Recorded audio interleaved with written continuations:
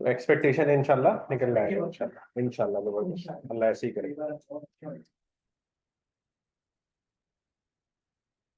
हसन और मानस अनस। हाँ, मुझे असल में कंफ्यूजन रहती है हसन और हसान में।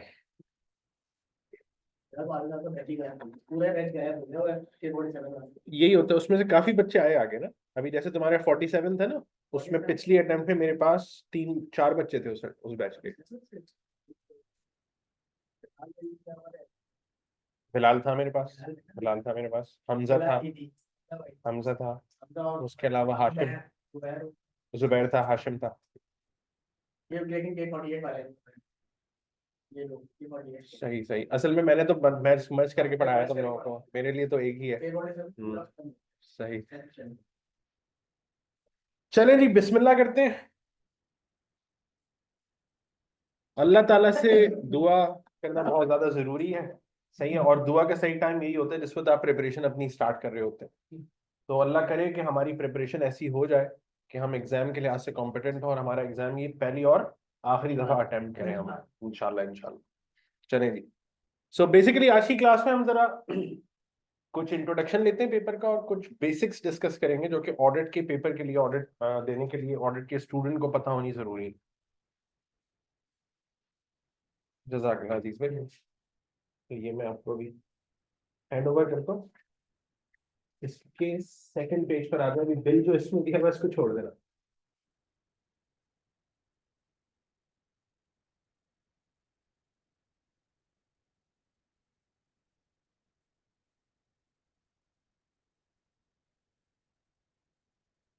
सो audit and assurance,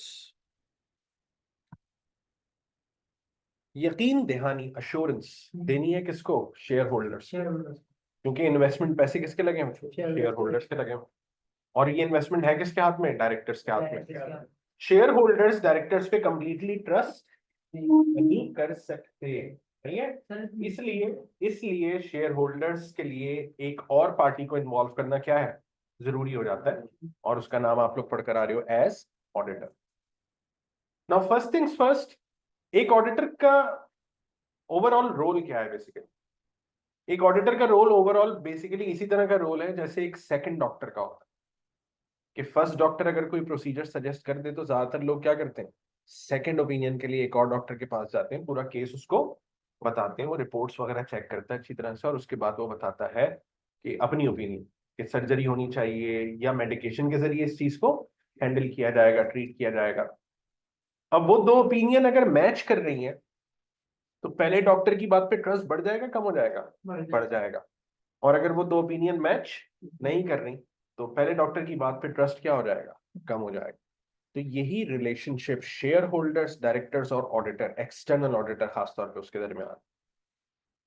so first doctor कौन है? डायरेक्टर्स जिन्होंने फाइनेंशियल स्टेटमेंट्स बनाई। पेशेंट कौन? पेशेंट तो शेयर होल्डर्स है। और सेकंड ओपिनियन देने वाला डॉक्टर कौन है? ऑडिटर। तो this is the bottom line of audit. So हमारे ऑडिट में, हमारे F1 के पेपर की तरह से टोटल 6 एरियाज है। सो सबसे पहला एरिया जो ए है वो रिलेट करता है किससे? ऑडिट फ्रेमवर्क और रेगुलेशन। इस एरिया में बेसिकली हम ये देखते हैं कि आज करंटली दुनिया में जिस लेवल की ऑडिटिंग हो रही है उसका फ्रेमवर्क कैसा डिजाइन हुआ है, एक ऑडिटर को क्या क्या स्टैंडर्ड्स फॉलो करने पड़ते हैं। अच्छा, F7 तुम्हारा तो क्लियर है, तुम्हारा क्या है? तो इसकी बड़ी जरूरत पड़ेगी, हम F7 क्लियर होना चाहिए, F3 जबरदस्त हुआ होना चाहिए आप लोगों का, ऐसा है? ठीक है जी। और मैं एक बात अभी से बताता हूँ आप लोगों को, बेहतर रहेगा कि अगर कोई पुरानी F3 वगैरह की बुक पढ़ी हुई हो तो उसमें से कुछ IAS में क्लास के एंड पे बताऊंगा, वो रिवाइज कर लेना। सही है, ठीक है जी, अच्छी बात है।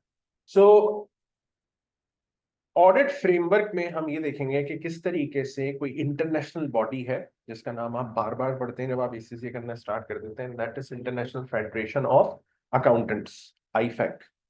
और उसकी एक सब्सिडी बॉडी है जो IASB है, अकाउंटिंग स्टैंडर्ड्स बोर्ड है। उसको तो तुम उससे वास्ता पाला तुम्हारा पड़ता है F3 F7 में, SBR में। और उसकी एक और सब्सिडरी बॉडी है जिसका नाम है IAASB, international auditing and assurance standards board. Sorry, ISAAB, मैंने ए पहले कर दिया, एस बाद में कर दिया। ये बॉडी जो है वो क्या बताती है हमें? ये ऑडिट स्टैंडर्ड्स बताती है, ऑडिट प्रैक्टिस किस तरह से करनी है ऑडिटर को। अब इसमें कुछ चीजें स्टैंडर्ड्स की ऐसी हैं जो मस्ट बी फॉलोड के लिहाज से, और कुछ चीजें जो है वो इस तरह की हैं, कुछ स्टैंडर्ड्स इस तरह के हैं जो किस पे छोड़े हुए, ऑडिटर की प्रोफेशनल जजमेंट पे छोड़े हुए, कि उसको क्या बेहतर लगता है तो वो क्या करे, क्या बेहतर लगता है तो क्या नहीं करे। ऑडिट का फ्रेमवर्क पूरा का पूरा जो है ना वो डिजाइन हुआ हुआ है किसके थ्रू? किसके थ्रू डिजाइन हुआ हुआ है? स्टैंडर्ड्स के थ्रू।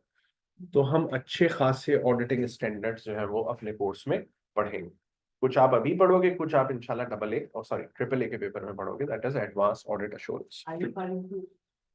IFRS की हमें इतनी कोई खास जरूरत नहीं, जिस हद तक IAS की समझ की जरूरत है, ठीक है जी। इसके बाद फिर रेगुलेशन। रेगुलेशन जहां वर्ड आ जाए समझ जाओ किसकी बात हो रही है? लॉ की बात हो रही है। अब आप ऑडिट एंड अश्योरेंस और अकाउंटिंग इन सब में आप लोग इतना तो पढ़ चुके हो कि आपको पता है कि लॉ इन्वॉल्व हुआ है। और खास तौर पे अगर आप एक्सटर्नल ऑडिट की बात करें तो ये तो खुद क्या है, लीगली रिक्वायर्ड। और अगर थोड़ी बहुत F4 की बातें याद है तो आपको पता है कि एक्सटर्नल ऑडिटर को law officer of the company मानता है। लॉ के तहत, कंपनी लॉ के तहत देयर आर ओनली कितने ऑफिसर्स? कंपनी किसी को ऑफिसर बोले ना बोले, लॉ के तहत कितने ऑफिसर्स हैं? डायरेक्टर्स, कंपनी सेक्रेटरी और ऑडिटर, वो भी कौन सा वाला? एक्सटर्नल वाला। क्या रूल्स एंड रेगुलेशंस एक ऑडिटर को फॉलो करने हैं, एक ऑडिट फर्म को फॉलो करने हैं, किस तरह से क्लाइंट का जो असाइनमेंट है वो हमने पिक करना है, किस तरह से उससे कॉन्ट्रैक्ट बनाना है, क्या क्या बातें कॉन्ट्रैक्ट में डिस्कस हो सकती हैं, किस तरह का बंदा ऑडिट कर सकता है, किस तरह का नहीं कर सकता, थोड़ी बातें याद करो, F4 में भी कवर हुई थी इस हवाले से। उन सबको थोड़ा बहुत यहाँ पर हम क्या करेंगे, सही है, रिवाइज भी करेंगे, उनको फिर फर्दर जरा डिटेल में भी देखेंगे। कौन से एरिया में? एरिया ए में, ठीक है जी। उसके बाद फिर बात आती है कि जाहिर है एक ऑडिट करने अगर आपके कंपनी का जा रहे हैं तो ये एक छोटी एक्टिविटी है, बड़ी एक्टिविटी है? जब लीगली रिक्वायर्ड हो गई ना तो ये क्या हो गई, अब बड़ी एक्टिविटी बन गई। चाहे कंपनी छोटी हो या कंपनी क्या हो, बड़ी हो, सही है। लीगल रिक्वायरमेंट एक चीज हो गई तो अब ये क्या हो गई, एक इंपॉर्टेंट, एक मटेरियल, एक बड़ी एक्टिविटी बन चुकी है। अब मुझे बताओ, इसको तुम लोग ऐसी मुझे कॉमन सेंस से जवाब दो, इस बकवास को छोड़ते थोड़ी देर के लिए, मुझे बताओ इसको प्लान करना हमारे लिए जरूरी है? ऑडिट एक्सरसाइज जो हम जाके करेंगे उसको, उसके लिए प्लान बनाना जरूरी है? यस, सही है। प्लान नहीं बनेगा पता ही नहीं चलेगा आप कब खत्म करोगे ऑडिट। और खत्म करना जरूरी है टाइम पर, क्योंकि कंपनी को एक लिमिटेड टाइम दिया जाता है ईयर एंड के बाद अपनी फाइनेंशियल स्टेटमेंट सम अप करने के लिए, दैट इज पब्लिक कंपनी की बात करें तो 6 months after year and. Private के लिए 9 मंथ्स से आई थिंक। हाँ, प्राइवेट का 9 मंथ्स में होता है। टाइम पर अगर नहीं होगा तो जबरदस्त एंड में जल्दबाजी के चक्कर में खराबी भी हो सकती है। और अगेन सबसे बड़ी बात देखें तो कंपनी पर क्या हो सकता है, रजिस्ट्रार की तरफ से सूट फाइल हो सकता है, फाइन लग सकता है। और अगर ऑडिटर की वजह से वो फाइन लगे तो ऑडिटर की मार्केट में गुडविल क्या हो जाएगी, कोई क्लाइंट नहीं आएगा फिर उसके पास। प्लानिंग इसलिए भी जरूरी है कि आप वे फॉरवर्ड अहेड जाने से पहले जरा देख लें कि आगे क्या क्या हर्डल्स आएंगे, किस तरह से ये कंपनी कौन सा अकाउंटिंग सॉफ्टवेयर यूज कर रही है, कितना काम मैनुअली कर रही है, कितना काम टेक्नोलॉजी को यूज करके कर रही है, टेक्नोलॉजी यूज कर भी रही है या नहीं कर रही, सही है, अल्लाह भरोसे पर चल रही है कंपनी, या कंपनी के भी कुछ पॉलिसीज और प्रोसीजर्स उन्होंने बना लिए हैं, सही है, अल्लाह भरोसे पर चलना चाहिए। लेकिन अल्लाह ताला ने भी क्या कहा है, अकल यूज करने के लिए कहा है, तो ऑब्वियसली कुछ प्लान्स पॉलिसीज वगैरह बननी चाहिए। तो ये सब देखना पहले से, और फिर अपना एक कोर्स ऑफ एक्शन डिजाइन करना, फिर डिटरमाइन करना कितने लोग यहाँ पर रिक्वायर्ड होंगे, टीम बिल्डिंग करना, ये सारी की सारी स्टेज जो है ना वो कौन सी स्टेज कहलाती है, ऑडिट की प्लानिंग स्टेज कहलाती है।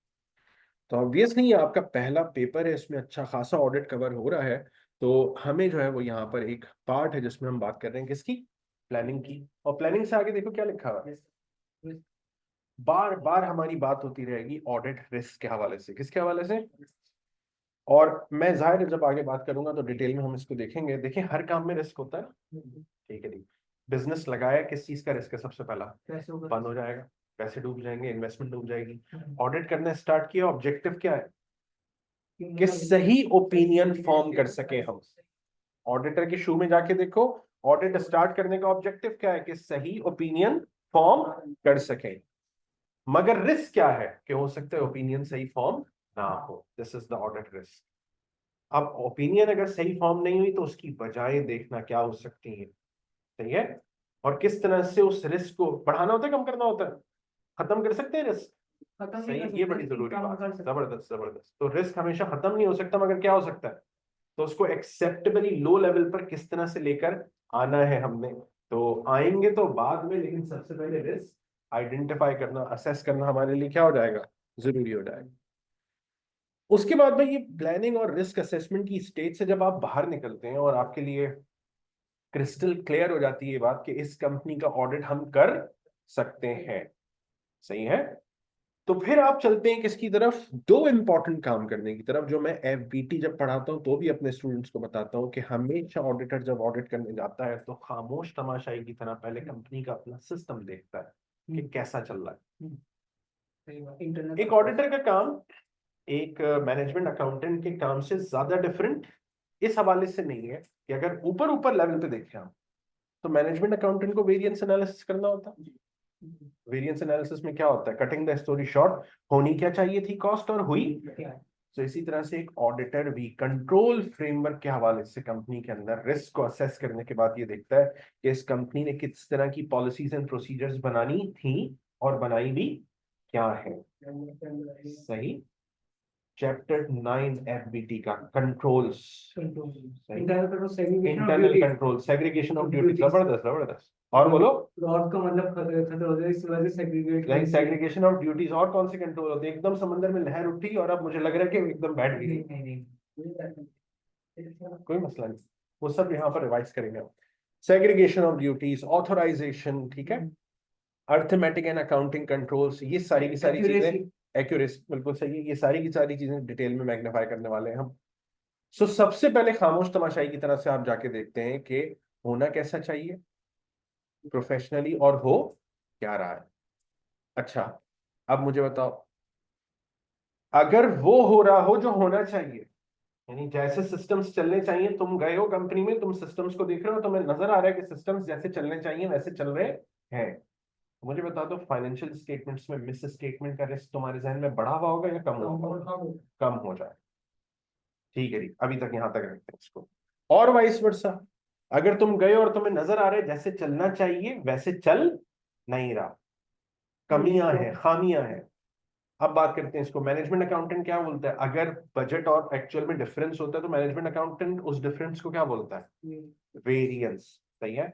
और अगर ऑडिटर के सामने जिस तरह से चल रहा होना चाहिए सिस्टम, कंट्रोल्स, पॉलिसीज वगैरह उस तरह से चल नहीं रहे होते, तो ऑडिटर इस डिफरेंस को डेफिशिएंसी बोलता है, क्या बोलता है। अभी तो लिखने की बात ही नहीं है ना ये सारी, ये क्या चल रहा है, इंट्रोडक्शन चल रहा है, डेफिशिएंसीज अलग से आगे डिटेल में देखना है। अभी टेंशन फ्री होके सुनते रहो मुझे बस, ठीक है जी। सो उसको हम डेफिशिएंसीज बोल देते हैं। तो इंटरनल कंट्रोल्स को हमने देखना है जाके सबसे पहले प्लानिंग स्टेज के बाद, जब आप ऑडिट स्टार्ट करते हैं तो कहां से स्टार्ट करते हैं, you look for what, control system of the organization, and you try to notice the deficiencies in the system. अब जितनी ज्यादा डेफिशिएंसीज नजर आएंगी तुम्हें, उतना सिस्टम पर ट्रस्ट तुम्हारा क्या होता जाएगा, कम, और रिस्क ऑफ मिस स्टेटमेंट तुम्हारे जहन में क्या होता जाएगा।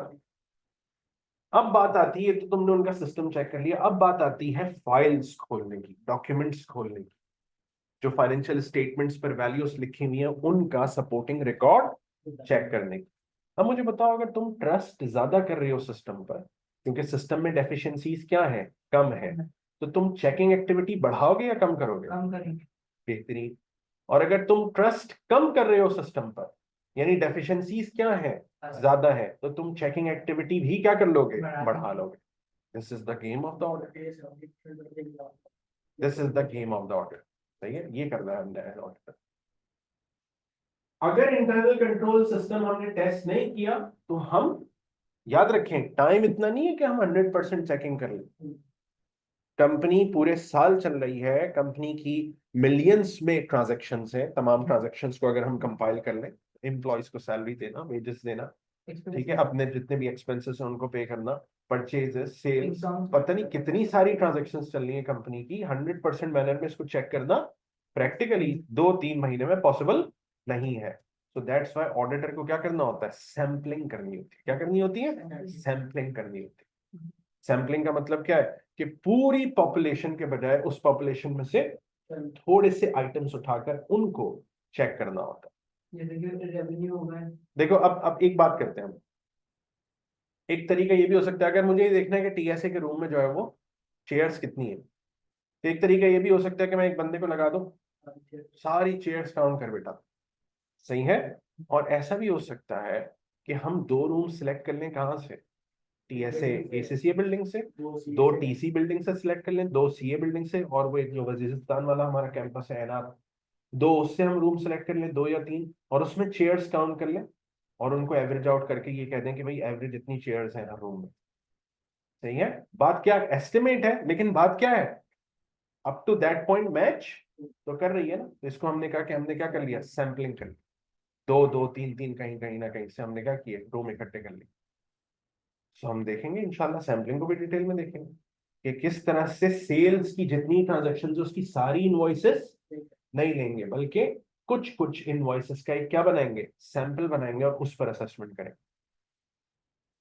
ये जो सारा मैं काम बता रहा हूं तुम्हें, जब हम फाइल्स खोलते हैं और डिटेल में काम मतलब जो कंपनी ने किया हुआ तो उसको हम चेक करना शुरू करते हैं, तो बेसिकली हम अपनी ओपिनियन जो हमने देनी है कि कंपनी के financial statements true and fair view present कर रही हैं या नहीं कर रही, इसके लिए हम क्या गैदर कर रहे होते हैं, सबूत गैदर कर रहे होते हैं।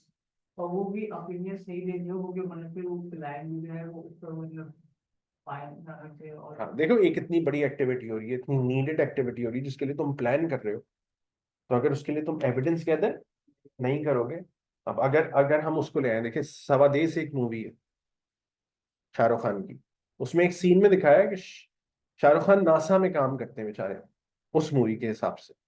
तो नासा तो जाहिर है फिर उनका वेदर और ये सब साइंस उनको समझ में आती है, लेकिन वो अपने जब गांव आते हैं इंडिया में, तो जब गांव वाले उनसे पूछते हैं कि आप वहां क्या काम करते हैं, तो वो कहता है भाई वेदर वगैरह के हवाले से हम अपडेट करते हैं। कहते हैं अच्छा ये काम आप वहां करते हो, ये तो हमारा शमशू भी कर देता है। वो शमशू को कहते हैं बताओ बारिश होगी नहीं होगी, वो ऐसे आसमान पे देखता है और कहता है नहीं होगी बारिश, ये पता नहीं होगी बारिश, मुझे याद नहीं।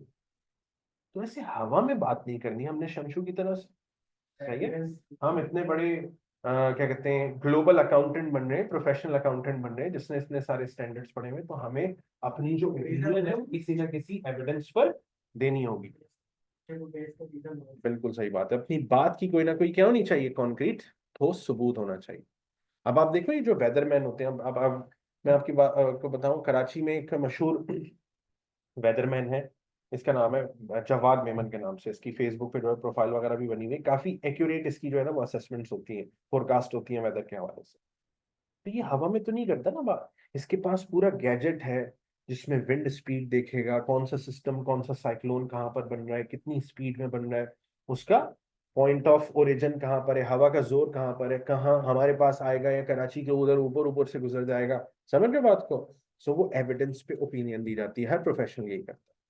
डॉक्टर अगर कोई ओपिनियन, उसी के पास चलते हैं जिससे बात स्टार्ट की है, डॉक्टर अगर कोई ओपिनियन देता है तो हवा में नहीं देता, सबसे पहले क्या करवाता है, टेस्ट करवाता है, और टेस्ट के क्या देखता है वो, रिजल्ट देखता है, रिपोर्ट देखता है, that is an evidence.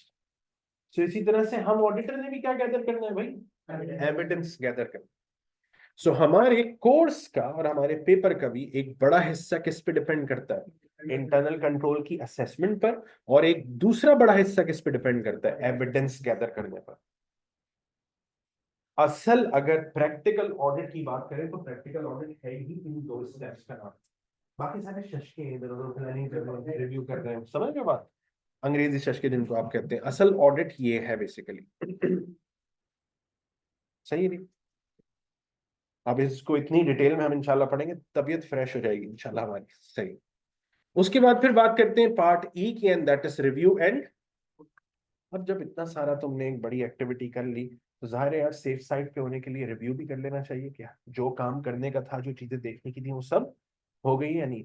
Family picnic पे भी जा रही होती है, तो जरा चीजें रिव्यू कर लेती है कि हाँ ये रखना था, वो रखना था, वो उसको भी उठाना था, उसको भी उठाना था, पता चला 2 बंदे घर ही रह गए, समझ लो, या वहां से वापस आ रहे हैं 2 बंदे वो हट में ही रह गए। सही है, तो उनमें भी आप रिव्यू कर लेते हो एंड में कि हाँ सब चीजें हमने रख ली हैं जस्ट टू बी श्योर। तो इसी तरह से जब आप एक ऑडिट एक्सरसाइज करते हो तो there is a phase, second last phase, and that is what the phase of audit review, जिसमें आप देखते हैं अगर आपको एक स्पेशलिस्ट की हेल्प लेनी है तो किसी स्पेशलिस्ट की भी हेल्प लेते हैं with in the firm. For example एक पार्टनर है जो ऑडिट लीड कर रहा है, उसको जरूरत पड़ती है तो वो दूसरे एक पार्टनर को कह देता है। ऐसा होता है ना ऑफिस में कि यार ये मैंने रिपोर्ट बनाई, जरा तुम प्रूफ रीड कर दो। सही है, तो इस तरह से एक पार्टनर ऐसे भी कर सकता है कि दूसरे पार्टनर को क्या है, ये ऑडिट एविडेंस है, मेरी ओपिनियन ये बनती है, जरा तुम भी एक दफा देख लो ये क्या हो रही है, थर्ड ओपिनियन हो रही है, क्या ख्याल है। लेकिन ये सिर्फ रिव्यू स्टेज की, इसको लिखा अलग से नहीं जाता हूँ, उसी बात अपनी सेफ्टी के लिए करते हैं। क्योंकि अगर ओपिनियन गलत हुई तो इतना बुरा हो सकता है कि किसी कोर्ट के केस में ऑडिट फर्म का लाइसेंस भी क्या कर दिया जाए। और अगर एसीसी के मेंबर्स उसमें इन्वॉल्व हैं और उनकी गलती नजर आ रही है, याद करें 5 फंडामेंटल प्रिंसिपल है एसीसी कोड ऑफ एथिक्स के, उसमें थर्ड वन आपसे रिक्वायर करता है प्रोफेशनल कॉम्पिटेंस और ड्यू केयर। सही है, एक तो काबिलियत होनी चाहिए, दूसरा duty of care, taught of negligence नहीं करना है आपने। सो दैट्स वाई अगर आपने किया और ये बातें एसीसी तक पहुंची तो एसीसी उसकी नौयत के हिसाब से बड़े से बड़ा डिसीजन ये ले सकता है कि वो क्या कर दे, मेंबरशिप कैंसिल कर देंगे, भाई ये हम में से नहीं करना अंडा है। सही, तो दैट्स वाई बड़ा जरूरी है कि फूक फूक कर कदम रखें, रिव्यू करें, और उसके बाद जो फाइनल स्टेज होती है वो क्या होती है, रिपोर्ट प्रिपेयर करने की। हम अपने कोर्स में ये भी देखेंगे कि रिपोर्ट होती किस तरह की है, कितनी हेडिंग्स होती हैं, कितने सेक्शंस होते हैं, कौन सी हेडिंग में स्टैंडर्ड क्या लिखने को कहता है, कौन सी हेडिंग का जो टाइटल है उसमें क्या होगा, तो कौन सा वर्ड हमने ऐड करना होगा। अल्लाह अकबर। सही है, इतना घुसा हुआ है स्टैंडर्ड ऑडिट रिपोर्ट में कि हम हमारे ऊपर, यानी हमारे पास इतनी ज्यादा फ्लेक्सिबिलिटी नहीं है। हमने वो वर्ड्स यूज करने जो किसने बताने, हमें स्टैंडर्ड ने बताने। हम ये नहीं लिख कर आ सकते शेयर होल्डर्स दाल में सब काला, नहीं। We have to स्टैंडर्ड ने कैसी स्टेटमेंट लिखने को कहा है इस सिचुएशन में, हमने वो लिखनी। सबसे पहले तो प्रूफ चाहिए होगा ना कि वो जो भी है, लेकिन लिखना कैसे है हमने, वो रिपोर्टिंग है। सेफ्टी ऐसा कोई चीजें सिखाएंगे किसमें, एथिक्स वाला मॉडल जो है। हाँ हाँ सही है, उसमें भी ये चीजें सिखाएंगे बिल्कुल। सो अपनी नहीं चलानी बल्कि प्रोफेशनल स्टैंडर्ड। देखो यार, अपनी चलाते हो तो शमशू बनोगे ना, कि हाँ वो परिंदे नजर आ रहे हैं मुझे ये एक डायरेक्शन में जाते हुए, शमशू। सही है जी। आपको किसकी चलानी है, स्टैंडर्ड। प्रोफेशनल कहलाने के लिए जरूरी ये है कि आप प्रोफेशनल स्टैंडर्ड्स को क्या करें, और अगर आप नहीं फॉलो कर ले तो दो बातें हो सकती हैं, या तो आप नेग्लिजेंस कर रहे हैं या आप कॉम्पिटेंट इनफ है ही नहीं। प्रोफेशनल स्टैंडर्ड्स आपने पढ़े ही नहीं, आपने बीकॉम का ऑडिट का पेपर पढ़ लिया अलग से और आप आ गए ऑडिट करने के लिए। बात समझ में आ रही है। So review on report and reporting की स्टेज हम देखेंगे, और फिर एक अलग से हमें सौतेला टॉपिक नजर आ रहा है, जो मैं तो ये कहता हूँ कि ये रखा गया इसलिए कि भाई मतलब एक वो होता है ना, फॉर्मेलिटी होती है। हम ऑडिटर को क्या बना रहे हैं, मॉडर्न टाइम का एक ऑडिटर बना रहे हैं, तो उसको हम कौन से स्किल्स दे रहे हैं, टेक्नोलॉजी के भी स्किल्स दे रहे हैं। तो यहाँ थोड़ा सा हम ऑडिट सॉफ्टवेयर के हवाले से भी बात करेंगे। ठीक है, बिग डेटा वगैरह है ना। बिग डेटा थोड़ा सा है इसमें, उससे ज्यादा तुमने पुराने कोर्सेज में पढ़ा हुआ होता है। ऑडिट सॉफ्टवेयर बहरहाल कैसा होता है, किस तरह से ऑडिटर उस सॉफ्टवेयर को यूज करके अपना काम कैसे आसान कर सकते हैं, थोड़ा बहुत हम इस हवाले से इन चीजों को। तो ये हमारा ऑडिट का जो है ना वो पूरा पेपर है। ठीक, और मैंने आपको बता दिए दो इम्पोर्टेंट जो टॉपिक्स हैं ऑडिट के, वो कौन से, इंटरनल कंट्रोल और ऑडिट एविडेंस। पक्का पक्का CRQ बनता है, मैक्सिमम कितने मार्क्स का, मैक्सिमम 25 से 26 मार्क्स का तुम्हारा जो पेपर है वो इस एरिया से आता है। सही है, ठीक है जी। उसके बाद फिर प्लानिंग एंड रिस्क असेसमेंट। नहीं, मैक्सिमम मैक्सिमम 16 मार्क्स का एरिया आ सकता है CRQ में।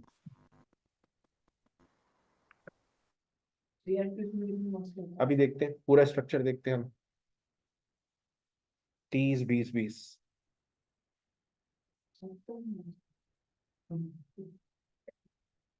मजा आएगा।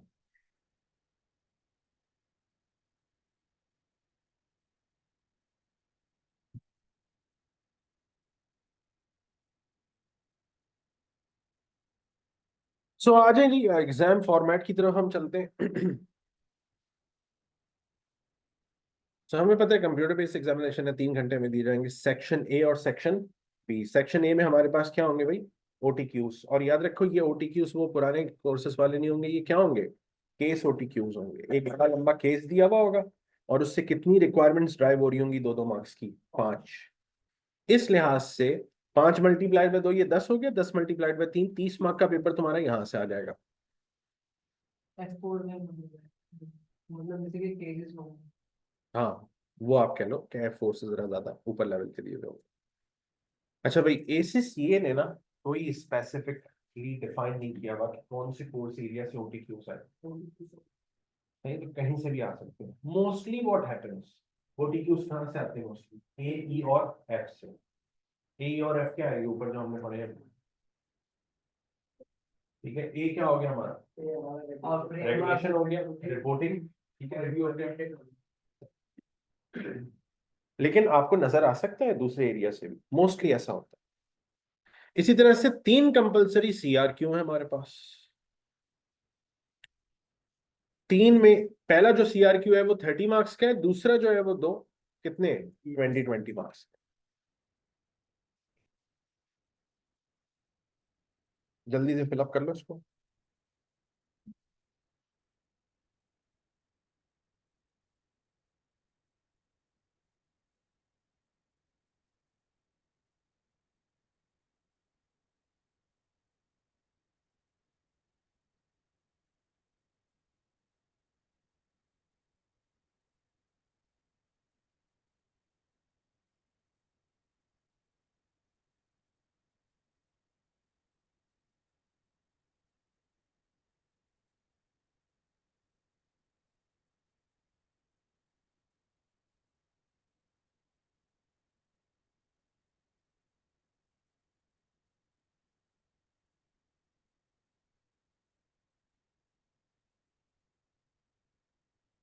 अब अगर आप सीआरक्यू की बात करें क्लास, तो मोस्टली सीआरक्यू कहाँ से आता है?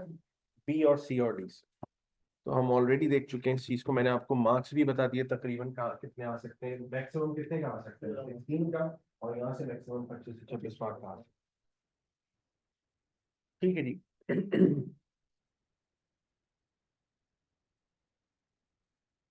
अब मैक्सिमम मैक्सिमम देखते हैं। 26 में 16 प्लस करो, कितना हो गया? 42 42 हो गया। 70 मार्क का है ना सीआरक्यू। 42 में से 70 में से 42 मार्क माइनस करो, 28 बन गया। इसका मतलब 28 मार्क्स के यकीनन कहाँ से आएगा? ए, ई और एफ से। अच्छा। हाँ, और कहाँ से आएगा बताओ? सही। नहीं वो बात तो ये है, लेकिन मैं समझा कि 25 में से 2 उसमें से आएंगे। नहीं, ऐसा नहीं। ऐसा है जैसे मैंने तुम्हें बताया अभी। सो इसका मतलब ये हो गया कि पढ़ना तो सारे ही हमने। सही, बस ये थोड़ा सा हमारा एक विजन बन जाता है कि हाँ यार, ये कॉन्फिडेंस आ जाता है ना कि ये एरियाज हमने क्या कर लिए, पक्के कर लिए, तो पेपर तो कोई नहीं जाता हमारा। ठीक है जी। अच्छा, अब आ जाते हैं भाई 50 पर। आप हीरो, आगे नहीं बोल रहा हूँ। सही, 50 पर हीरो। 51 50 लोग भी आ रहे हैं, बस शुक्र है। सो ज्यादा टारगेट करो ना यार, कैसे क्या है?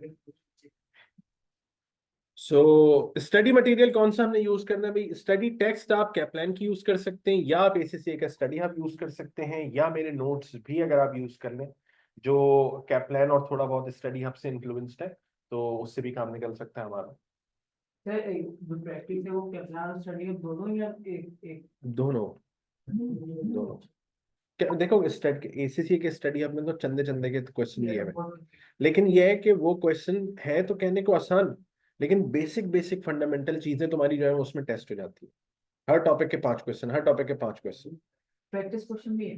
देखो, वो उसकी तरफ चले जाओ तो वो तो फिर 100% तुम कवर कर नहीं सकते। उससे बेहतर है कि तुम किसको कवर करो? कोई कोई कैप्लान को कवर करो। कैप्लान को 100% कवर करना तुम्हारे लिए क्या है? जरूरी है।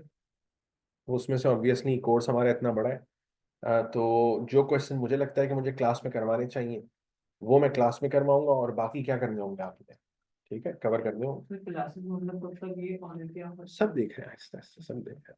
सारी तस्कीन ठंडी हो जाएगी आपकी, कोई मसला नहीं। चले फटाफट जरा इधर लिख लें आप कि हमारी एग्जाम डेट क्या है। हमारा एग्जाम इंशाल्लाह 3 मार्च 2025 को है। इंशाल्लाह। और जरा हम एक टेंटेटिव डेट भी डिसाइड कर लेते हैं कि कब तक हम अपना कोर्स खत्म करेंगे।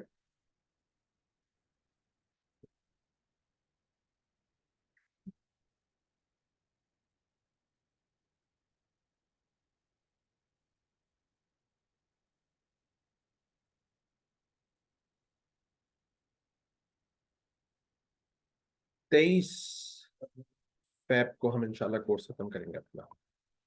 3 मार्च कब आ रही है? 3 मार्च मंडे। 3 मार्च को आ रही है।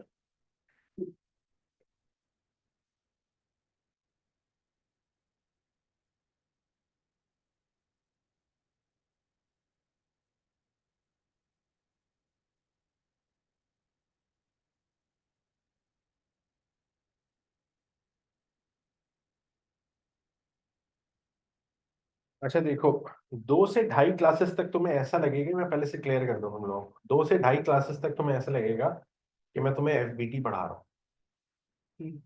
सही है, तो ये मत समझना क्योंकि मैं एफबीटी का टीचर हूँ तो मैं तुम्हें ऑडिट में एफबीटी पढ़ा रहा हूँ। मसला ये है कि तुम्हारा एफबीटी का पेपर बेसिक्स कवर करता है तुम्हारे ऑडिट के पेपर। तो अब जाहिर है एक अरसा हो जाता है जब आप एफबीटी पढ़ के यहाँ पर आते हैं, वो चीजें आपके जहन में फ्रेश तो होती नहीं है, लेकिन ऑडिट का पेपर पढ़ने के लिए ऑब्वियसली वो आपको याद होना बहुत क्या हो जाती है, जरूरी हो जाती है। क्योंकि अगर फंडामेंटल भंड आपने पेपर में मार दिए ना, तो एग्जामिनर ऐसे स्टूडेंट को 49-48 पे रोक लेता है, जिसका उसको ये नजर आता है कि नहीं कॉन्सेप्ट का मसला है इसको। कोई भी पेपर अगर तुम्हारा इस तरह के मार्क्स पे रोक रहा है तो समझ जाओ एग्जामिनर तुम्हें रोक रहा है, ज्यादा चांसेस इसी चीज के, क्योंकि उसको कोई 2-3 कोई एक बात तुम्हारी पसंद नहीं आई है पेपर में और उसको लगता है कि नहीं इसको आगे अभी जाने नहीं देना। ठीक है जी। सो नॉलेज रिकैप करते हैं, जरा कुछ फंडामेंटल समझते हैं। मैं आप लोगों से क्वेश्चन पूछूंगा, क्वेश्चन के आंसर दे देकर हमारा रिकैप भी, रिवीजन भी हो जाएगा ताकि आप लोग बोर भी ना हो। चलो भाई फटाफट पहला क्वेश्चन का आंसर, ओन कौन कर रहा है कंपनी को? बेहतरीन। तो यहाँ पर आ गए हमारे शेयर होल्डर्स। मैनेज कौन कर रहा है कंपनी को? ठीक है जी। यहाँ पर आ गए हमारे कौन? डायरेक्टर्स। कितनी किस्म के होते हैं, जरा रिवाइज कर लें। ठीक है, हाँ ये ईडीज और एनएडीज। ठीक है जी। How many types of registered companies are there? PLC public limited company और प्राइवेट लिमिटेड कंपनी। ठीक है जी। Are the rule same for all the companies? No. आप लोग लॉ पढ़कर आए हो और आपने अच्छी तरह से देखा हुआ है कि पब्लिक लिमिटेड कंपनी के लिए स्ट्रिक्टर रूल्स हैं और प्राइवेट के लिए क्या है, लीनियंसीज है, फ्लेक्सिबिलिटीज है। Owners and managers are legally and strictly separate in which company? Private में। Public limited company, listed company जो होती है, स्ट्रिक्ट रूल्स किसके लिए हैं? पीएलसी के लिए, पब्लिक लिमिटेड कंपनी के लिए।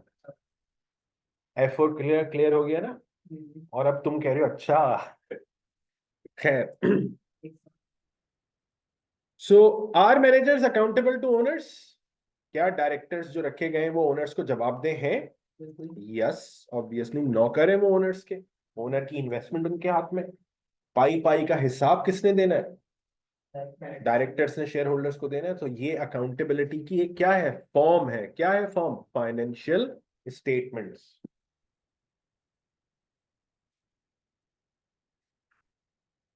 उसके बाद फिर अब बात करते हैं who is an auditor and what are the main types. कौन है भी ऑडिटर, क्या करता है ये? मतलब अब ओपिनियन फॉर्म करता है। ठीक है, हम इन अ नटशेल हम कह देते हैं कि भाई ऑडिटर इज अ पर्सन। कहा था ये क्वेश्चन? हाँ, ये who is an auditor. So a very simple words में, a party who check things up. In very simple words हमने कहा एक ऐसी पार्टी है जो चीजों को क्या करती है, आगे चेक करती है। इसका मतलब ये क्लियर हो गया कि इसका मैनेजमेंट से कोई ताल्लुक, या आकर कौन सी एक्टिविटी करेगा? असेसमेंट एक्टिविटी करेगा, स्क्रूटनाइज करेगा, जांच पड़ताल करेगा। अच्छा अब दूसरा क्वेश्चन देखते हैं, क्या था भाई इसी कनेक्शन में। एक होता है हमारे पास एक्सटर्नल और एक क्या होता है हमारे पास, ठीक है, तो टाइप्स भी देखी हमने main. What is auditor's principal duty? याद रख लें, ये वो बात है जो अभी आपने की थी। Auditor's principal duty is what?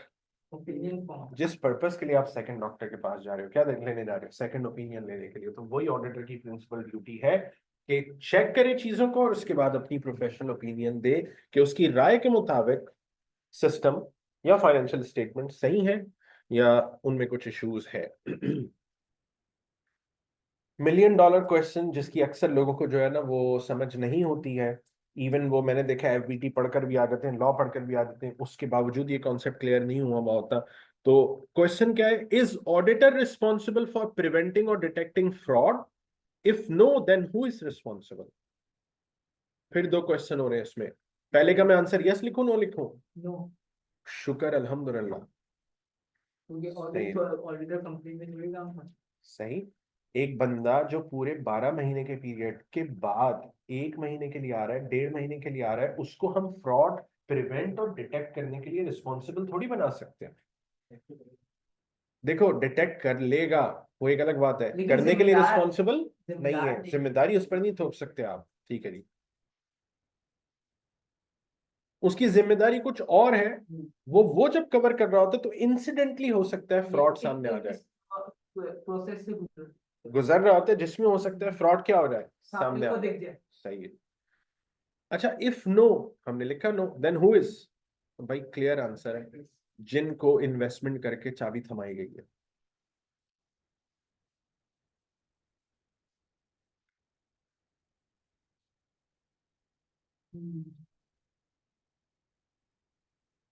अच्छा भाई, अब अगला क्वेश्चन डील करते हैं, who is N external auditor? Third party होती है जिसे शेयर होल्डर्स अपॉइंट करते हैं। बेहतरीन, तो इसको हम तरीके से लिख लेते हैं। सबसे पहले तो ये पार्टी क्या होती है? इंडिपेंडेंट इंडिपेंडेंट, यानी इसका कंपनी से या शेयर होल्डर से या डायरेक्टर से कोई कनेक्शन नहीं होना चाहिए, इंडिपेंडेंट। और उसके बाद क्या होती है भाई? ये थर्ड पार्टी, ये external auditor, independent third party.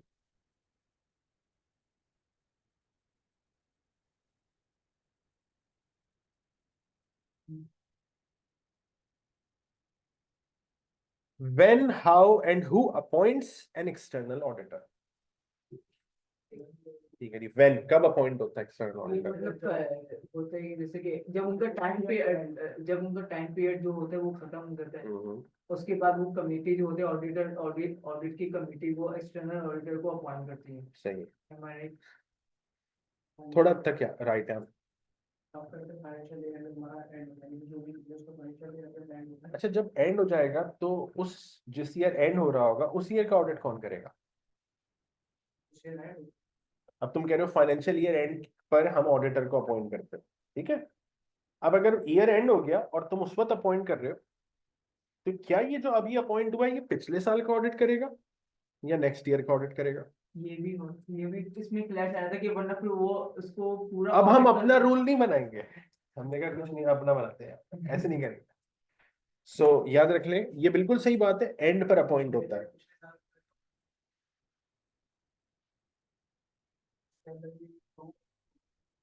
देखो, कब अपॉइंट होता है? एजीएम पे।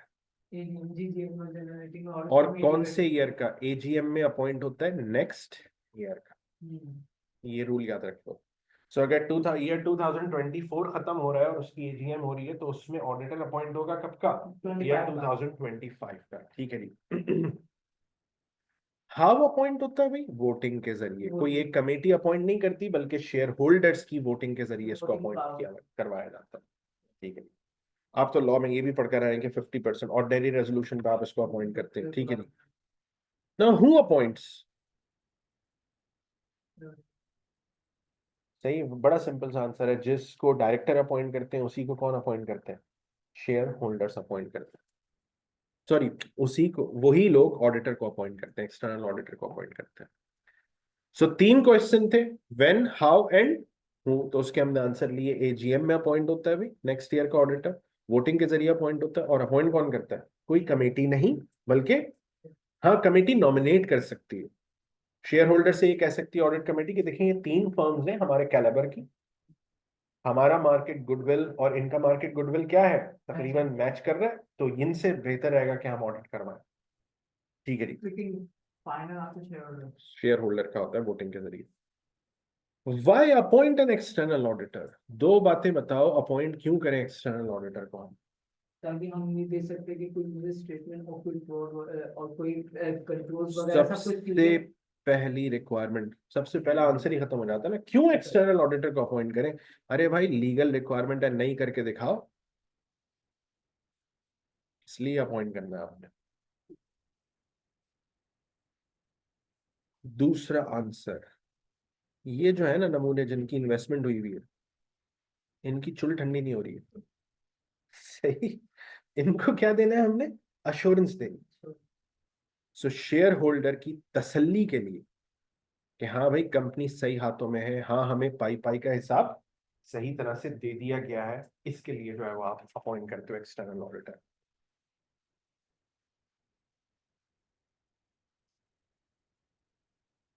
Now, what is the scope of external auditor? Scope किसको कहते हैं हम? स्कोप वर्क को कहते हैं। फॉर एग्जांपल मैं अगर अपने स्कोप की बात करूं फिलहाल टीएसए में, तो मेरा अपना जो पीसीएचएस कैंपस है उसमें जो मेरा स्कोप ऑफ वर्क है वो है, मैंने एफबीटी करवाना है कुछ स्टूडेंट्स को, कुछ स्टूडेंट्स को क्या करवाना है, लॉ करवाना है, और कुछ स्टूडेंट्स को क्या करवाना है, मैंने F8 करवाना है। सो ये मेरा क्या हो गया? स्कोप ऑफ वर्क हो गया। तो इसी तरह से एक्सटर्नल का पूछा हुआ है, गौर से देखो किसका पूछा हुआ है? एक्सटर्नल का स्कोप ऑफ वर्क क्या है? सिंपली फाइनेंशियल स्टेटमेंट्स और फाइनेंशियल रिकॉर्ड्स। आप गए हैं as an external auditor financial statements को चेक करने, आप फाइनेंशियल स्टेटमेंट्स पर जो फिगर्स लिखी हुई है वो कहां से वेरीफाई और टेस्टिफाई करोगे? फाइनेंशियल रिकॉर्ड से। इसको भी अभी देख ही लेंगे कि किस तरह से हम टेस्टिफाई करते हैं, वेरीफाई करते हैं। अच्छा जी, तो what is the scope of external audit? इसके लिए मैं चाहता हूँ कि एक छोटा सा रिकैप हो जाए यहाँ पर डिटेल में। अ, हो सकता है आप लोगों को याद हो, आप पहले देखा था आप लोगों ने ये, कहाँ गया वही?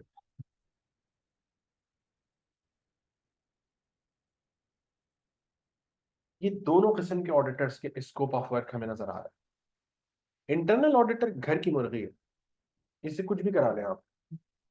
और आप लोगों को याद होगा मैंने कैसे पढ़ाया था आप लोगों को, इंटरनल ऑडिटर टॉमी है ये। कपड़ा सुंघाओ डिपार्टमेंट में का और इसको कहते छू। सही है, तो अगर तुम्हें लगता है non executive directors audit committee के ह्यूमन रिसोर्स डिपार्टमेंट में घपले चल रहे हैं, या रिसर्च एंड डेवलपमेंट, या मार्केटिंग, या परचेज, या सेल्स, या प्रोडक्शन, तो तुम किसको दौड़ा सकते हो? इवन इंक्लूडिंग फाइनेंस डिपार्टमेंट में भी तुम किसको दौड़ा सकते हो? इंटरनल फाइनेंस डिपार्टमेंट में ज्यादातर कंपनीज में कितने सेक्शंस होते हैं? 3। एक ट्रेजरी सेक्शन होता है, F9 वालों का ताल्लुक है इससे। एक कौन सा सेक्शन होता है? मैनेजमेंट अकाउंटिंग, F5 वालों का ताल्लुक है इससे। और एक कौन सा होता है फाइनेंशियल अकाउंटिंग? F3, F7 और SBR वालों का ताल्लुक है। यहां से निकलती है फाइनेंशियल स्टेटमेंट्स रिपोर्ट्स। और एक्सटर्नल ऑडिटर का स्कोप ऑफ वर्क हमें नजर आ रहा है कि कहां तक है? लिमिटेड फाइनेंशियल स्टेटमेंट तक। अगर किसी फर्म को बुला के फाइनेंशियल स्टेटमेंट्स और अकाउंट्स के अलावा कोई काम तुम ऑडिट करवा रही होगे, तो हम उस फर्म को फिर कंपनी का क्या बोलेंगे? बेशक वो एक्सटर्नल होगी, लेकिन काम किसका कर रही होगी? वो इंटरनल ऑडिटर का। फाइनेंस के अलावा कोई काम कर रही होगी। फाइनेंस नहीं बोलो, क्या बोलो? फाइनेंशियल अकाउंटिंग बोलो।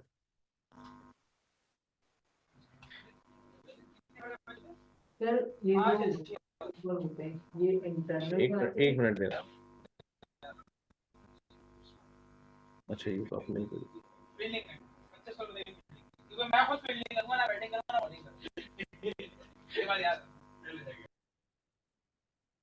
बोलो। सर ये जो एक होते हैं ऑडिट में चाहिए होते वर्किंग पेपर्स, ऑडिट में वर्किंग पेपर्स चाहिए होते हैं। अब ये इंटरनल बनाता है या एक्सटर्नल? अच्छा क्या ख्याल है, शुभ मुहूर्त पे देखें इन सब चीजों को? सही है, ठीक है जी। सो कोर्स हमारा डिजाइन हुआ है, प्लान हुआ है।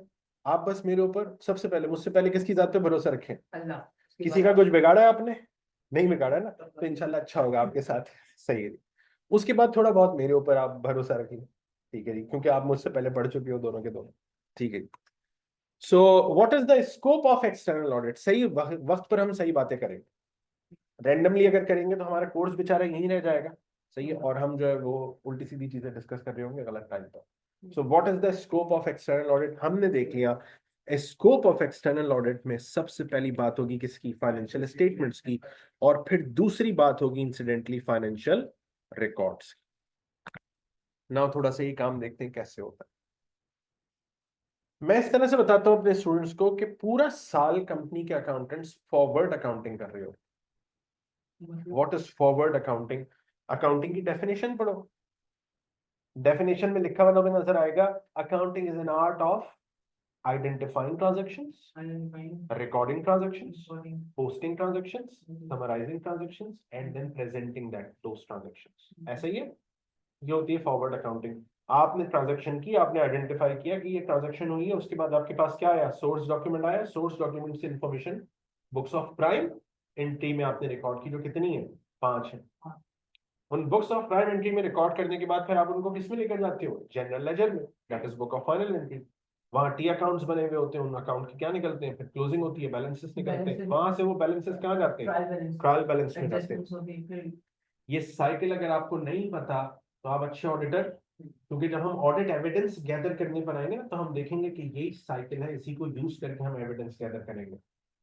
ट्रायल बैलेंस से फिर finally you go for what, financial statements. Auditor आगे क्या करता है, जब वो ऑडिट एविडेंस गैदर करना शुरू करता है और एक्चुअल, मैंने कहा तो फाइल खोलता है, फिर चेक करना शुरू करता है, तो वो बैकवर्ड्स जाता है।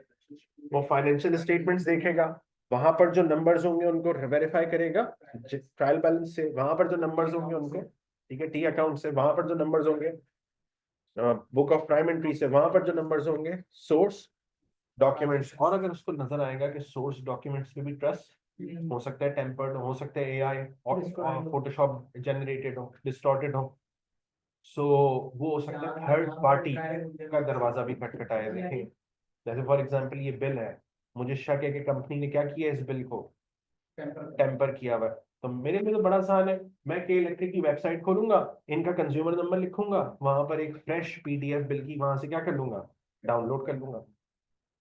तो अक्सर हम थर्ड पार्टी के पास भी जा सकते हैं, उनसे भी रिकॉर्ड वेरीफाई करवा सकते हैं हम, ठीक है जी। सर जैसे कि आपने बताया ट्रायल बैलेंस से कुछ, जैसे कि मैंने पढ़ी एडजस्टमेंट्स वगैरह भी होती है, जैसे कि कुछ एंट्रीज देखेंगे देखेंगे, नहीं, जैसे कि कोई साइकिल के बारे में बता रहे हैं, एडजस्टमेंट्स होने के बाद बिल्कुल सही कह रहे हो तुम, ऐसे ही होता है साइकिल। मैंने थोड़ा सा क्या कर दिया, अपने रेलेवेंट चीजों के हवाले से उसको जम कर दिया, ठीक है जी। देखो, सस्पेंस अकाउंट अगर है तो इसको कवर अप, अगर है तो किसने कवर अप करना है, मैनेजर्स ने कवर अप करना है, उनकी रिस्पॉन्सिबिलिटी अकाउंटिंग। अब जब तक वो कवर नहीं करेंगे तो वो ड्राफ्ट फाइनेंशियल स्टेटमेंट्स ही नहीं बना सकते, और ऑडिटर अपना काम स्टार्ट, ऑडिटर की जिम्मेदारी नहीं है सस्पेंस कवर करके देगा, मैनेजर्स ने ये सारा काम सम अप करके फिर फाइनलाइज करके किसको देना है, इसको, ऑडिटर को। ठीक है, ऑडिटर इस चीज को चेक करेगा, ठीक है। देखो, मैं तुमसे ये कह रहा हूँ कि इस नॉब ऑडिटर के आने से पहले उन्होंने खुद इसको क्या कर देना है, हैंडल कर देना है। बट व्हाट प्रैक्टिकली हैपेंस, अब इसको देख लेते हैं। देखो, हमें प्रैक्टिकली कैसे होता है उसके लिहाज से एग्जाम अटेम्प्ट नहीं करना, हमें स्टैंडर्ड्स क्या कहते हैं उसके लिहाज से एग्जाम अटेम्प्ट करना है, ये याद रख लेना। तो अगर आपने अपने अराउंड ऑफिस में ऑडिट किया है, या ऑडिट होते हुए देखा है, और आपने देखा है कि ऑडिटर आकर फाइनेंशियल स्टेटमेंट, ऑडिट तो बाद में करता है, प्रैक्टिकली उसको कंप्लीट करनी पड़ती है फाइनेंशियल स्टेटमेंट। जो जिम्मेदारी किसकी है, डायरेक्टर्स की है, मैनेजर्स की है, वो कौन पूरी कर रहा होता है, ऑडिटर पूरी कर रहा होता है। तो this is something which is wrong. Book क्या कहती है, स्टैंडर्ड्स क्या कहते हैं, ये सारा काम कवर अप करके किसने दे देना है, कंपनी के डायरेक्टर्स ने। सीएफओ की रिस्पॉन्सिबिलिटी है कि सस्पेंस को क्या करवाए, वो कवर अप करवाए, और फिर ऑडिटर की रिस्पॉन्सिबिलिटी है कि उसको क्या कर ले, चेक कर ले। और अगर कोई सस्पेंस था जिसको कवर अप किया गया है, तो उस सस्पेंस को कवर अप करने में जो डेटा जनरेट हुआ है, जो एंट्रीज पास हुई है, उनको फर्दर वो क्या कर ले, चेक कर ले, वेरीफाई कर। इस तरह से होता है। तो हमने देखा कि किस तरह से अकाउंटेंट फॉरवर्ड चलता है कंपनी का, और ऑडिटर बैकवर्ड्स चलता है। आओ कुछ और जरूरी क्वेश्चन पर आते हैं। Can an employ of the company perform external audit? नहीं है, लॉ में देख कर आया भाई, लीगल अलाउड ही नहीं है। एक्सटर्नल का वर्ड किसी वजह से लगा हुआ है भाई, एम्प्लॉय नहीं हो सकता। Is every registered company need to perform external audit? Yes, but नहीं, पब्लिक को लीगली है, बट स्मॉल प्राइवेट कंपनीज, हाँ, उनको एक्सक्लूडेड नहीं होती। एग्जेम्पशन अगर क्लेम कर ले और रजिस्ट्रार उनको क्या कर दे, एग्जेम्पशन दे दे, ठीक है। याद रखना, ऑटोमेटिक पोजीशन, डिफॉल्ट पोजीशन तो यही है, हर रजिस्टर्ड कंपनी का क्या होगा, ऑडिट होगा। लेकिन इसलिए मैंने पहले ही क्या लिख दिया, बड़ा बड़ा यस। लेकिन इतनी अमाउंट के अगर टर्नओवर हो तो उसको एग्जेम्पशन मिल जाती है ऑडिट से। हाँ, वो जो क्राइटेरिया थे सारे के सारे। Can owners of a company rely on the opinion of internal auditor? नहीं कर सकते, जब तो बाहर से बुलाना है बंदा। इंटरनल तो डायरेक्टर के जोर में है ना, डायरेक्टर जो बोलेंगे उसको वो बोलेगा। ठीक है जी। जैसे फॉर एग्जांपल कंट्री का डायरेक्टर जो भी बोलेगा प्राइम मिनिस्टर को बोलने को, प्राइम मिनिस्टर वही बोलेगा। कंट्री का डायरेक्टर हमारा सही, एक ही डायरेक्टर है कंट्री का। ठीक है, तो अमेरिका, चलो आप कह सकते हो अमेरिका, उनको आप कह दो वो शेडो डायरेक्टर। हाँ ये कह दो उनको। एक्चुअल डायरेक्टर जो है वो यहाँ पर उनका नाम सी से स्टार्ट होता है। सही, ठीक है जी। So does auditor check each and everything 100%? No, बड़ा सारा नो भाई, ऐसा हो ही नहीं सकता, प्रैक्टिकली पॉसिबल ही नहीं है।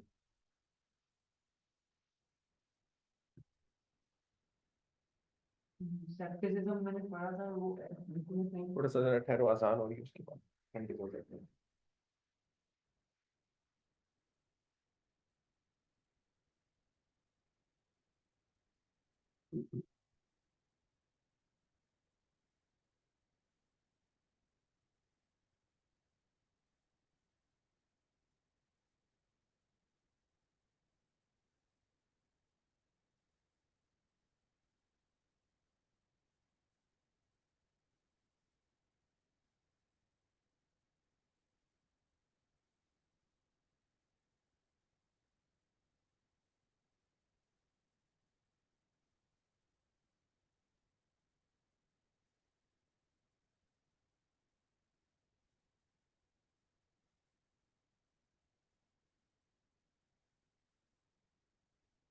अच्छा क्लास, तो आगे चलते हैं। What is the meaning of following terms? तो ये इनमें से दो टर्म आप लोग एफबीटी के एथिक्स के चैप्टर में देखते हो, एक टर्म आप F3 में देखते हो ज्यादातर। सो बात करते हैं जरा इंडिपेंडेंस। क्या मतलब है भाई इंडिपेंडेंस का? मतलब कि मतलब प्राइवेट चीज के ठीक है, आजादाना राय। कंपनी से भी लिखी होना चाहिए। ऑडिटर को देखते हैं ना, जब हम लोग ऑडिटर के ऊपर मुझे बस इंडिपेंडेंस का मतलब बताओ क्या है। हर यानी कि किसी भी दो जबरदस्ती से इंडिपेंडेंट। सही है, समझ गए। सो इसको हम कहते हैं, इंडिपेंडेंस का मतलब है अनबाइस्ड रहना। सही है, किसी की अनड्यू इन्फ्लुएंस, अनड्यू इन्फ्लुएंस की वजह से या किसी के प्रेशर की वजह से।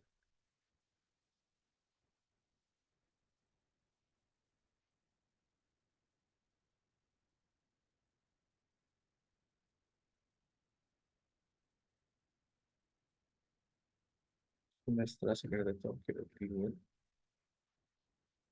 चेंज ना करें।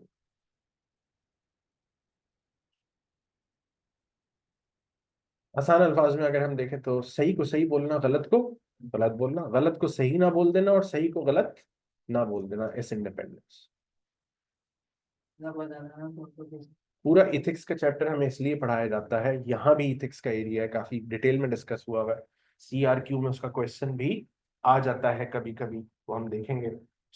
इसलिए पढ़ाया जाता है कि हम इतने बड़े जो प्रोफेशनल बन रहे हैं, हमारी राय को हम क्या कर सकें, सिक्योर कर सकें। हमारी राय पर किसी को हम हावी ना होने दें, हमारी जबान के थ्रू किसी को अपनी जबान इस्तेमाल ना करने दें। हम इन सारी चीजों का मतलब ये है कि आपने क्या होना है, आप क्या हो, इंडिपेंडेंट। जैसे आपने पहले बताया था कि केसेस होते हैं कि ऑडिटर्स को पैसे देके मतलब उनको ब्राइब दिया, ब्राइब देके बिल्कुल ऐसा, एक्सटॉर्शन, गिफ्ट दे दिया, ब्राइब दे दी। लेकिन ये इंडिपेंडेंट को ऐसे मतलब नहीं कर सकते, हमको अगर बोलते हैं हाँ, ऑडिटर अगर इंडिपेंडेंट है तो आप उसको सिंघम है, फिर वो आप खरीद नहीं सकते उसको। ठीक है जी, ऑर्डर आ भी नहीं सकते उसको।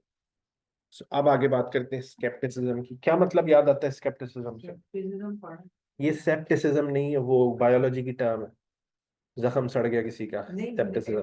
इस जैसे टर्म स्केप्टिसिज्म अमेरिकन इंग्लिश में के से लिखी जाती है, यू ब्रिटिश इंग्लिश में सी से लिखी जाती है। ये वो पढ़ा हाँ वही है, वही। ठीक है जी। स्केप्टिसिज्म क्या मतलब है? डाउटफुल होना। होगा। ये ऑडिटर की प्रोफेशनल रिस्पॉन्सिबिलिटी में से एक रिस्पॉन्सिबिलिटी, आप क्या कर लो, इसको याद रख लो, बीइंग डाउटफुल। अच्छा, डाउटफुल होने का मतलब ये भी नहीं है कि आप कंपनी में जाके लोगों को काट खाने को दौड़ने लगे। गेट से अंदर घुस रहे हैं, गार्ड ने सलाम किया आपको, आप कह रहे हैं अच्छा वालेकुम अस्सलाम, इधर आ भाई, फ्रॉड तो नहीं करता तू? कह रहे सर मैं तो गेट पे खड़ा होता हूँ। अब इंसान ये थोड़ी बोलेगा कि वो मतलब गंदा है, मतलब वो अपने बारे लेकिन में। आप देखें वो तो क्या कहते हैं थानेदार वगैरह, तो वो अगर किसी के घर में जो आत्महत्या कर ली किसी ने, तो वो घर वालों से ही सबसे पहले स्टार्ट करते हैं, उन्हीं पे शक करते हैं, आप कहाँ थे, आपने दरवाजा लेट क्यों खोला, आपको आवाज नहीं आई स्टूल गिरने की। जैसे भी किया है किसी ने नाराज, ठीक है जी। सो इस तरह का डाउटफुल नहीं होना है हमें कि हम लोगों को काट खाने को दौड़ने लगे, सही है, लेकिन इस तरह का डाउटफुल जरूर होना है हमने। हमने बस ये याद रखना है कि कंपनी में जाकर हमें जो भी कोई इंफॉर्मेशन दिखाई जा रही है 50% चांसेस आर के ये करेक्ट है, 50% चांसेस आर के ये क्या है, इनकरेक्ट है, सही है। बस इस 50% चांस को, ये जो इनकरेक्ट है ना, इसको हमने क्या करना है, कम करना है। 100% तो कर ही नहीं सकते ना आप, तो आप 50% चांस के वो इनकरेक्ट है, इस चांस को आपने कम करना है, और 50% चांस के वो करेक्ट है, इस चांस को क्या करना है आपने, बढ़ाना है, ताकि आप एक अच्छी ओपिनियन फॉर्म कर सको।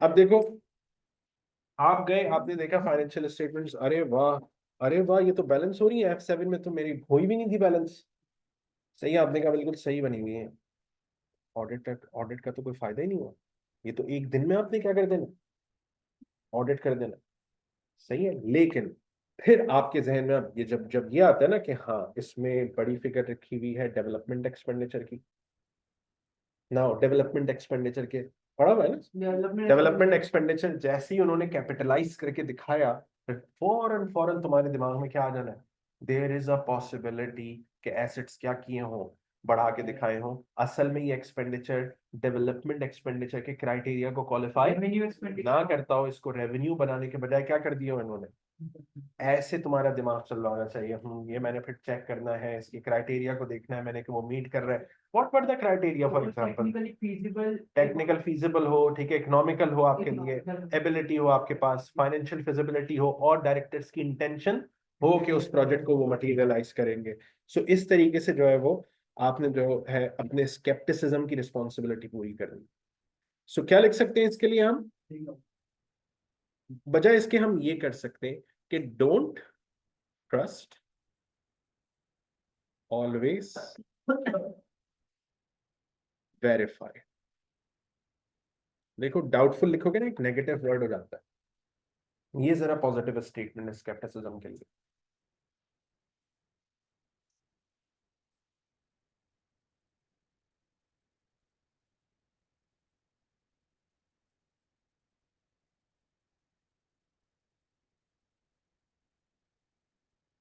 अच्छा, अभी फर्दर चले हम आगे, तो फिर हमारे सामने जो है वो एक वर्ड है मटेरियल।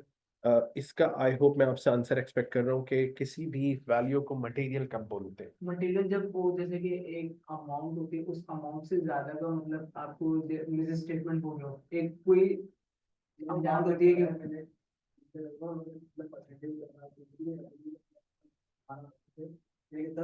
लिमिट ऑडिट पहले पढ़ा, लिमिट एक्सीड कर जाए तो शायद उसको मटेरियल कहते हैं, लिमिट एक्सीड। चलो ठीक है ठीक है, ये देखो, ये लिमिट वगैरह तो हमने यहीं पर आके देखनी है, परसेंटेज 10 और 20 और 5 हमने यहीं पर आके देखनी है, आगे जाके।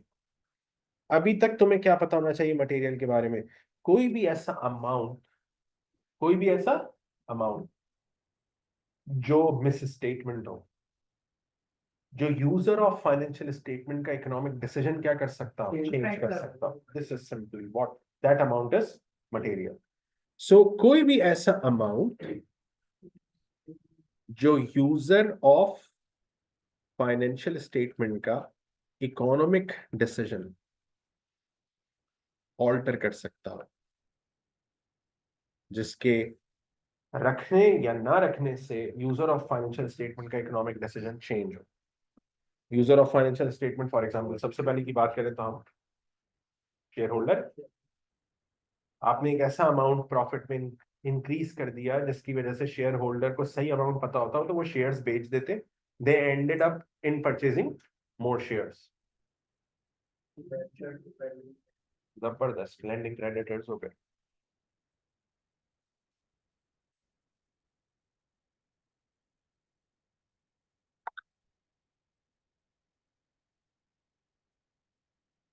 अच्छा जी, एक और question, after receiving external auditors opinion can owners feel 100% satisfied upon the truthfulness and fairness of financial statement. वो कर सकते हैं। 100% नहीं, लेकिन तो इसका मतलब इसका आंसर क्या होना चाहिए? तो 100% नहीं कर सकते, हो ही नहीं सकता। ठीक है, इसको इस तरह से याद रखना। जब तुम्हें ये क्लियरली पता है कि ऑडिटर आके 100% चीजों को चेक नहीं करता, तो 100% सेटिस्फेक्शन कैसे दे सकता है वो? ठीक है, याद रखना 100% की बात जहां भी आ जाए ना, वो गलत होती है ज्यादातर। 100% खुदा की जात होती है बस से। ठीक है,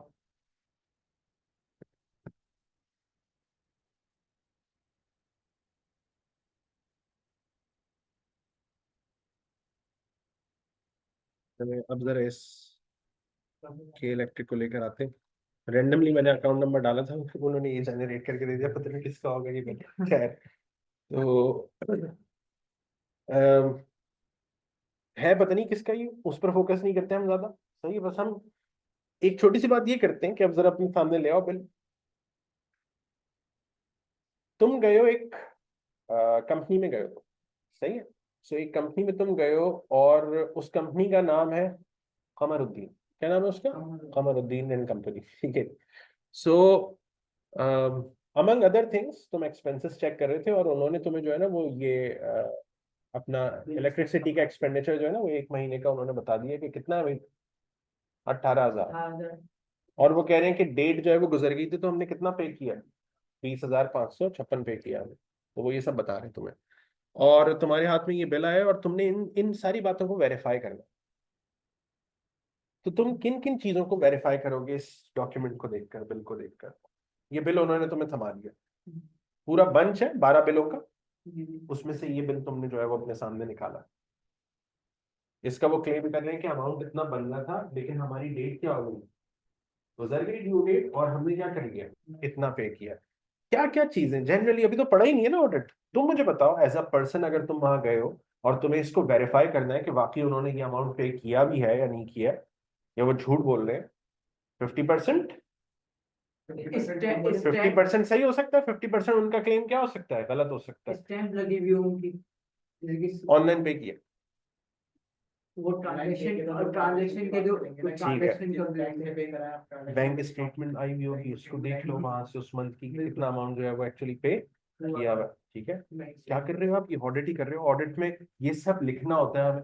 हमारा एग्जामिनर हमसे पूछ रहा है कि बताओ ये अमाउंट है एक्सपेंस का, किस तरह चेक करेंगे, तो हमने लिख दिया कि भाई हम इसको वेरीफाई कर सकते हैं कहाँ से, बैंक स्टेटमेंट से। ठीक है जी, इसी बैंक को उसका स्टैंड सही है। है। वो भी हो सकता है, ये जबरदस्त। वो पाकिस्तानी बन के सोचो, स्टैम्प भी क्या हो सकती है, जाली हो सकती है। तो अगेन अगर बिल पे स्टैम्प भी जाली है तो बैंक स्टेटमेंट से हमें पता चल जाएगा, सही है। कैश बुक पर वो अमाउंट लिखा गया होगा, सही है। कहाँ से निकाला गया होगा, उसको बैंक से निकाला गया होगा। तो जब विड्रॉवल हुआ होगा तो उसका पूछ के कि कंपनी ने कहाँ से कितना अमाउंट विड्रॉ किया, उसमें कौन सा अमाउंट बिल के लिए विड्रॉ किया था, वो बैंक स्टेटमेंट से क्या कर लिया जाए, वेरीफाई कर लिया जाए। तो there is always possibility of verifying the claims of the company directors. ठीक है जी। अब मुझे ये बताओ कि तुम्हें ये शक हो रहा है, सबसे पहले तो देखो कि ये हो सकता है डॉक्यूमेंट कंपनी ने क्या बनाया हुआ, फेक बनाया हुआ। अभी बता दिया था, ठीक है, कि इलेक्ट्रिक की वेबसाइट पे जाओ, कंज्यूमर नंबर डाल के वहां से एक फ्रेश कॉपी जनरेट कर लो। सही। और कुछ कर सकते हैं हम यहाँ पर चेक? अकाउंट नंबर डालते हैं वो तो यार इसमें से मेरे ख्याल से, हाँ सॉरी, ये वाला नंबर होता है, मैं इसको कंज्यूमर नंबर बोलूँ, यही डालते हैं। यही कंज्यूमर नंबर भी है ना, वो शायद सुई गैस के बिल पे कंज्यूमर नंबर लिखा होता है उन्होंने। अच्छा वो दूसरा है, चलो सही है। तो ये डालते हैं हम नॉर्मली, ये जो अकाउंट नंबर लिखा हुआ है। चलिए आप अकाउंट नंबर डालिएगा, सही है, आप निकाल लीजिएगा एक फ्रेश कॉपी ऑफ बिल। ठीक है। ठीक है, और क्या कर सकते हैं भाई चेक इसमें हम? यूजेज को देख सकते हैं। इसी मंथ पिछले साल का बिल निकाल के देखें यूजेज, अगर फैक्ट्री है तो कंपैरिजन कर सकते हैं। वो उधर भी लिखा हुआ है उन्होंने इलेक्ट्रिक के बिल पर। तो जब तुम कंपेयर करते हैं ना पास्ट ईयर के डेटा के रिकॉर्ड से, एनालिटिकल प्रोसीजर कहते हैं इसको। इसका क्या नाम है? अभी नाम नहीं पता था ना, अभी नाम पता चल गया। अब जब तुम मुझसे ऑडिट पढ़ लोगे, किसी से भी ऑडिट पढ़ लोगे, तो तुम्हारी लैंग्वेज कौन सी यूज कर रहे होगे, एनालिटिकल प्रोसीजर लगाएंगे।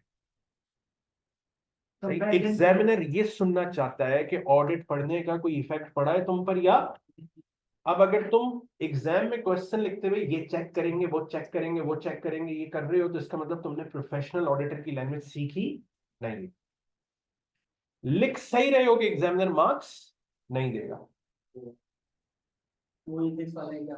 सही है, क्योंकि वो चाहता है कि आप लैंग्वेज में बात करें, ऑडिटर प्रोफेशनल लैंग्वेज, तभी तो प्रोफेशनल बनेंगे आप। सही। सो ये छोटी सी बात मैंने बताई, क्या बोलते हैं इसको, एनालिटिकल। कहीं लिखने की जरूरत नहीं है, आगे एनालिटिकल प्रोसीजर इतना डिटेल में हमने पढ़ना है कि आपको तभी कंपैरिजन को करने के लिए पिछले ईयर के डेटा से, इंडस्ट्री के डेटा से कंपेयर करके देखते हैं अक्सर, यार ये इनका बिल तो बड़ा ज्यादा आ रहा है, दूसरे इन्हीं जैसा काम करने वाले दूसरे का भी उठा के देख लेते हैं बिल। तो ये किस तरह से देखेंगे, उसका बिल तो नहीं पता चल सकता, वो तो इंटरनल रिकॉर्ड है उसका, तो क्या पता चल सकता है, फाइनेंशियल स्टेटमेंट से अंदाजा लगा सकते हैं एक्सपेंस का। जबरदस्त। ठीक है जी। तो ये सारे स्टैंडर्ड प्रोसीजर्स हैं जो ऑडिट एविडेंस कलेक्ट करते हुए हम जो है वो करते हैं। अच्छा देखो, कुछ भी हो, सिचुएशन कोई भी हो, तुमने चेकिंग एक्टिविटी यही करनी है। तुम के इलेक्ट्रिक का ऑडिट करने गए हो, सही है, तुमने इनवॉइसेस जो उन्होंने अपने कस्टमर्स को भेजी हैं, बिल है ना वो, तुमने वो फाइल खोल ली है, उसमें बहुत सारे लोगों के बिल है, तुमने उसमें से क्या कर लिए, सैंपल कर लिए। सैंपल में एक ये बिल तुम्हारे सामने आ गया मिस्टर कमरुद्दीन का, जो उन्होंने उनको भेजा। अब तुम ये देखना चाह रहे हो कहीं के इलेक्ट्रिक ने अपना रेवेन्यू हाई करने के लिए बिल ओवर बिल तो नहीं किया हुआ, कैसे चेक कर सकते हो उसको, फिर इस पे कैलकुलेशन चेक करोगे। फिर ये जो सारी कैलकुलेशन इधर हुई है, ये जो ब्रेकअप, दूसरे पेज पर होगा, ये जो ब्रेकअप्स वगैरह दिए हुए हैं इन्होंने, ये चेक करोगे ये सब सही हुआ है नहीं हुआ हुआ, सही। और मोस्ट इंपॉर्टेंटली क्या चेक करोगे, रीडिंग, कि यहाँ की रीडिंग वहां की रीडिंग क्या कर रही है, मैच कर रही है या नहीं कर रही। तो देखो सिचुएशन कुछ भी हो सकती है, हमने डॉक्यूमेंट को पे जो वैल्यूज दी हुई होती है उनको क्या करना होता है, बाय एनी चांस चेक करना होता है। अब मुझे बताओ एनालिटिकल प्रोसीजर लगाऊं मैं इस केस में, यस, मिस्टर कमरुद्दीन का पिछले साल का बिल भी इतना था या नहीं था, सही है, जो इस साल उनको चार्ज किया गया, यूनिट्स कंजम्पशन उनका सेम है या डिफरेंट है। तो इन सब चीजों से आपको कम से कम ये कंफर्म हो जाएगा कि के इलेक्ट्रिक को ऑडिट करते हुए मिस्टर कमरुद्दीन साहब का जो सैंपल में आपके पास बिल आ गया है, उनका बिल ओवर बिल या अंडर बिल तो नहीं है।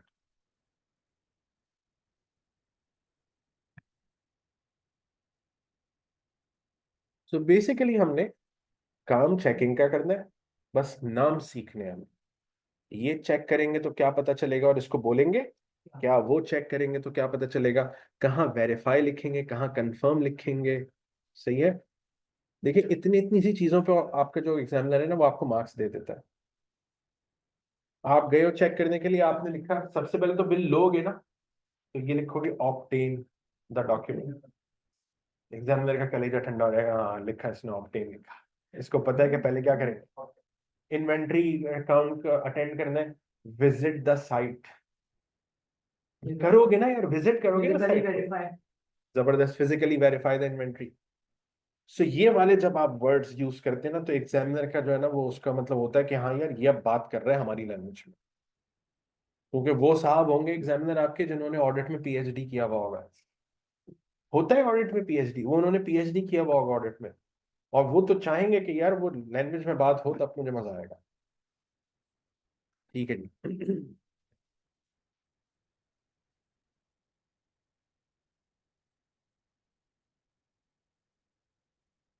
अब मुझे बताओ, ये जितनी भी बातें हमने अभी तक की हैं, इसमें कोई क्वेश्चन अगर तुम्हारा हो तो।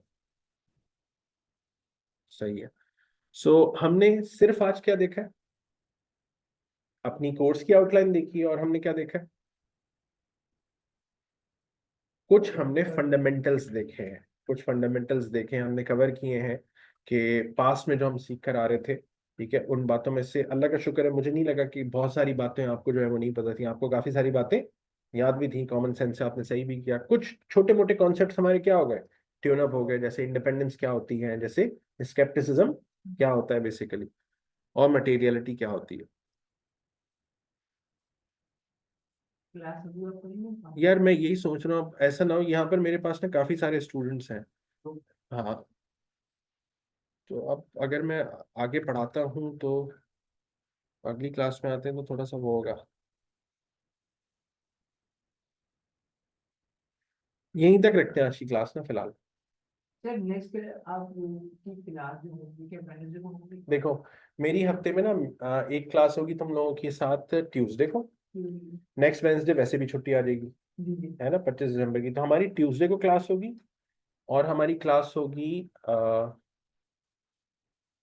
ट्यूसडे हो जाएगा, 3 रखेंगे 4? 3 रखेंगे। सैटरडे रख लें। सैटरडे रखेंगे और संडे रखेंगे। ये सही है। सैटरडे संडे वाली ये तो संडे वाला रिवाइज कर लेंगे हमारा अगर दिन है सही है। तो हम लोग सैटरडे को पढ़ेंगे तो उसको संडे को रिवाइज तो करके तुम लोग मुझे बताओ, क्या तुम लोग क्या चाहते हो, क्या जैसे कि मंडे को रख लें, जैसे जैसे कि रख लें ट्यूसडे थर्सडे या सैटरडे का गैप। एक दिन का गैप तुम कह रहे हो, ऑल्टरनेटिवली रख लूंगा। ट्यूसडे थर्सडे कम से कम बीच में एक दिन गैप होना कि जो भी पढ़ चलो मैं ऐसे बनवाता हूँ टाइम टेबल, मैं ऐसे बनवाता हूँ। ट्यूसडे थर्सडे सैटरडे पे जाके फर्क संडे को बुलाऊंगा मैं। सही है जी। थर्सडे सैटरडे देखो ये याद रखना, कोर्स मुझे कवर करवाना है तुम लोगों का। लेकिन यहाँ पर असल में हाँ बात ये है कोर्स कि मुझे कवर करवाना है, ये नखरे मैं नहीं बर्दाश्त कर सकता। जी जी सही है। हाँ वो वेडनेसडे का इसलिए सर मेरे पास तो मेरा ऑफिस में क्लाइंट से मीटिंग होती है तो उस वजह से लेट वेट ना होने तो इस वजह से चलो मैं वेंसडे को लॉ की क्लास लगा लूंगा अपनी, ऐसा मसला नहीं है। मैं डिस्कस करता हूँ हसन से ना, वो सॉरी अपने उसामा से। नहीं है ना मसला, होना भी नहीं चाहिए, वो खत्म हो गई कहानी। अच्छा मुझे ये बताओ एक और बात काम की, सैटरडे को इवनिंग में ही बुला सकता हूँ या सैटरडे को थोड़ा पहले भी बुला सकता हूँ? देखिए इवनिंग छुट्टी ना मेरी जैसे कि ऑफिस में ना मेरी ऑल्टरनेट होती है सैटरडे समझ गया, फिर छोड़ दो, फिर नहीं ऑप्शन। सही है, ऑल्टरनेट सही है, मैं बुलाऊंगा फिर सैटरडे को इवनिंग में ही बुलाऊंगा। तो तुम लोगों का जो टाइम टेबल होगा वो नेक्स्ट उसामा जो है वो शेयर कर देगा ग्रुप में। सही है, और उसके हिसाब से फिर हम इंशाल्लाह लेके चलेंगे।